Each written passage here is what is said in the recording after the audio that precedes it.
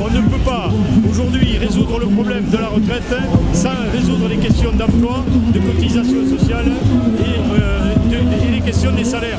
Les anciens doivent prendre leur retraite à 60 ans ou avant pour les métiers pénibles et par contre les jeunes doivent trouver du travail. On ne peut pas aujourd'hui dire qu'il faut reculer l'âge de la retraite pour fermer l'embauche aux jeunes. Réveillez-vous, je rêve d'un nouveau départ. Réveillez-vous, réveillez-vous, hey, réveillez-vous, réveillez-vous, avant qu'il ne soit trop tard. Réveillez-vous, je rêve d'un nouveau départ. Réveillez-vous, réveillez-vous, réveillez-vous, réveillez-vous. J'ai vu la foule dans les rues de nos villes, les slogans, les manifs, qu'en reste-t-il de ceux qui... À l'heure actuelle, en moyenne, les femmes ont 42% de moins de moyenne de pension que les hommes. Il faut que les femmes prennent conscience que chaque fois qu'elles prennent du congé parental ou on leur impose du temps partiel, c'est pénalisant pour les salaires, c'est pénalisant à long terme pour leur retraite. 25% à peu près de salaire en moins pour les femmes, à poste équivalent. Donc là encore, hommes et femmes ensemble, il faut revendiquer l'égalité des salaires, l'égalité professionnelle dans les déroulements de carrière, l'égalité de départ en retraite.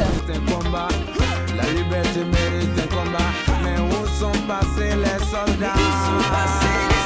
Réveillez-vous, avant qu'il ne soit trop tard. Réveillez-vous, je rêve d'un nouveau départ. Réveillez-vous, réveillez-vous, réveillez-vous, hey, réveillez-vous. Il faut une reconnaissance de la pénibilité. Et effectivement, dans certains secteurs, c'est plus prononcé que sur d'autres.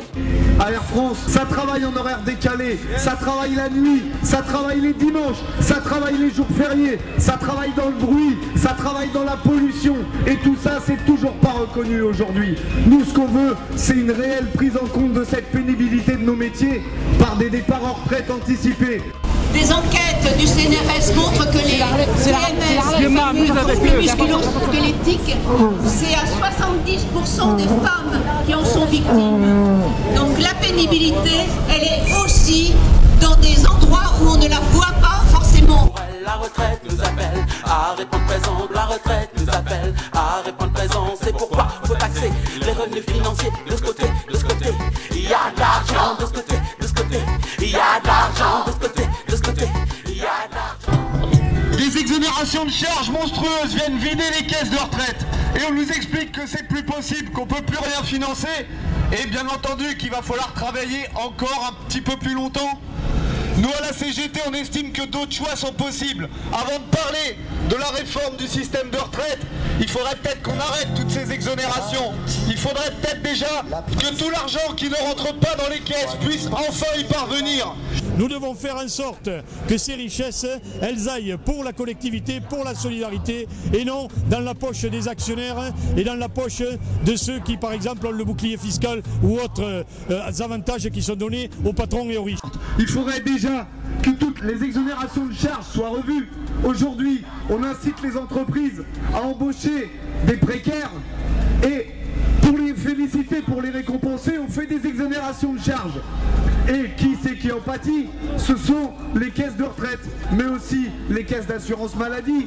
Donc, nous, on est prêts à parler de retraite avec le gouvernement, mais il ne faut pas que les dés soient pipés.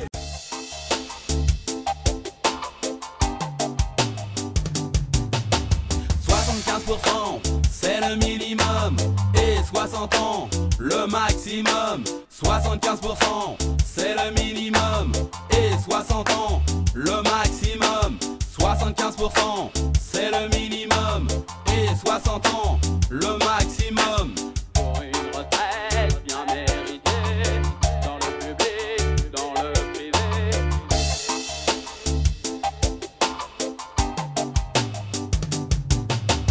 75%, c'est le minimum et 60 ans, le maximum. 75%, c'est le minimum et 60 ans, le maximum. 75%.